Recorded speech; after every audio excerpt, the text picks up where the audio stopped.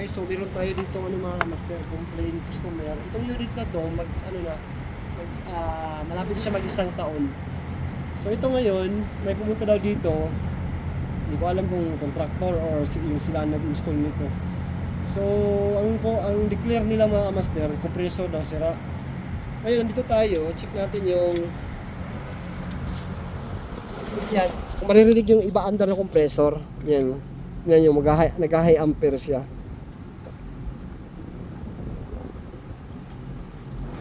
So pagka ganito kasi,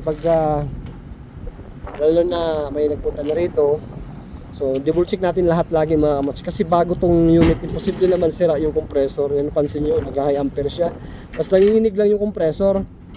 Subuksan natin tong tingnan natin yung mga, kasi nakatanggal na yung mga yan, makansin nyo, tanggal na siya, tinanggal na.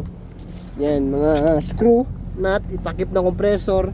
Yan, mga ilang araw na siguro ito pinuntahan nyo, alikabok no. Nilagay lang nila rito. Yan, papansin nyo, nanginginig lang yung compressor. Ayan, tayo natin na-under siya ulit. Nanginginig lang, tapos nag-high ampere siya. Tayo lang natin. Ayun, ang sabi agad ni customer, palitan yan, pansin nyo, nag-high ampere siya. So sabi agad ni customer, palitan daw ng compressor. So dahil check muna natin ng mayos. Tanggalin mo itong supply ng coil ng contactor para hindi mag-trigger. Ayan. Okay. So buksan ko. Ayan. Wala ng mga screw, nakatanggal na.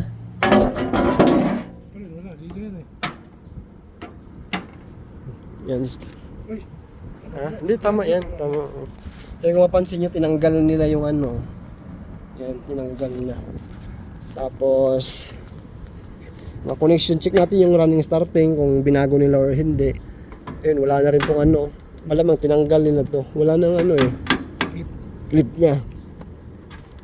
So ito mga master, sigurado tinanggal nila to. Makita nyo tong connection ng, ito yung compressor, running at saka starting. Tingnan natin yung diagram. Saan yung cover nito? Wings.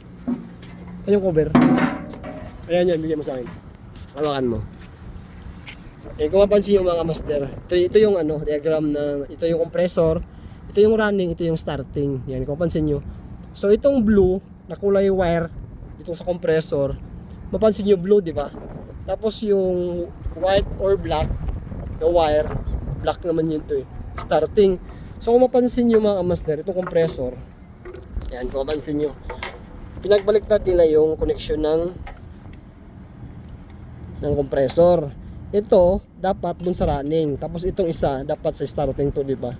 So ang ginawa, baliktad yung pagkakabit nila ng compressor, connection nito. So tanggalin natin to, ipagpalit natin yan. Diyan siya dapat sa starting, kasi yung sa diagram kung mapansin nyo, itong blue is running.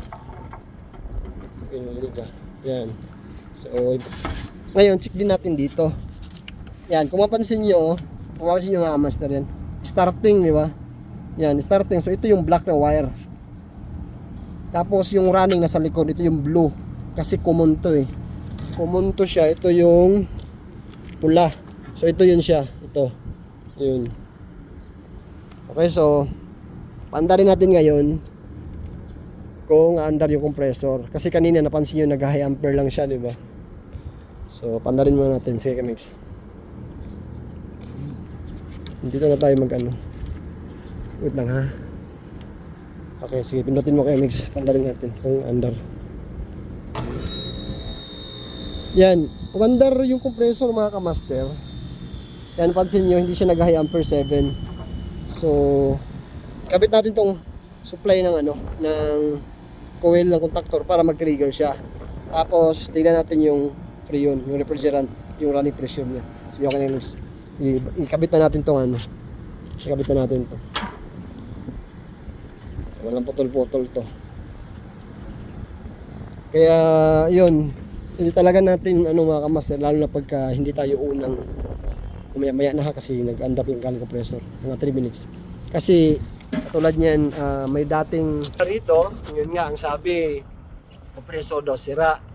So, pagka ganun mga kamaster, double check muna natin bago natin i-declare na compressor talagang sira, di ba?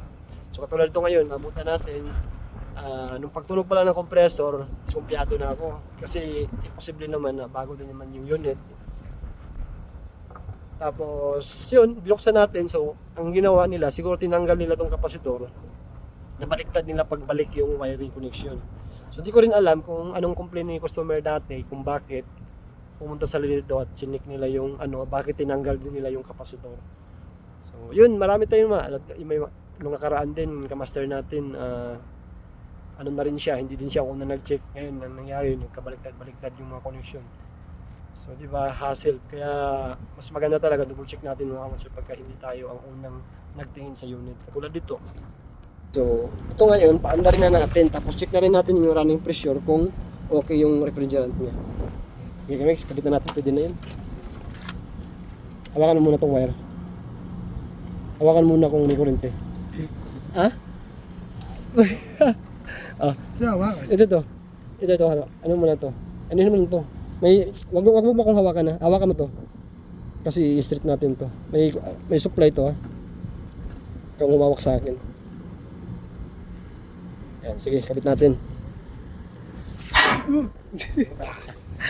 Cover lang yun. Mabira masyado ka. Ano eh. Kasi inom ng kape. Sige pa. Luwagan pa. 1, 2, 3, go. Yan. Ihigpit. Yan. Mapansin nyo mga master, umandar yung compressor. Yan o. Ang pirahe 7.6. Yung ano niya, current ampere niya, current niya is 9.67. So hintayin natin to kung aakyat pa siya. Sige, sara mo kay Migs.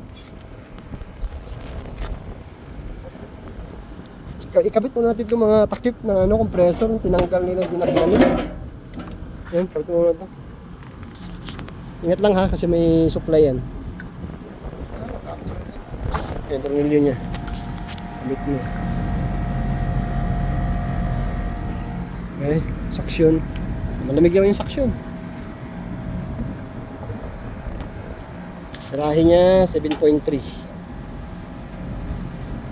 Hindi ko niya alam yung ginawa nila dito, bakit ganun. Binaliktad nila yung baka hindi binayaran. Yan, goods na goods na mga kamaster, ang lamig ng suction. Pero check pa rin natin yung running pressure kasi baka kulang to. Kasi mapansin nyo to. Yan ang dumi. So, ibig sabihin, nagka-leak din to. Yan o. May langis-langis siya. Nanuhan na ng mga buhangin. Check natin.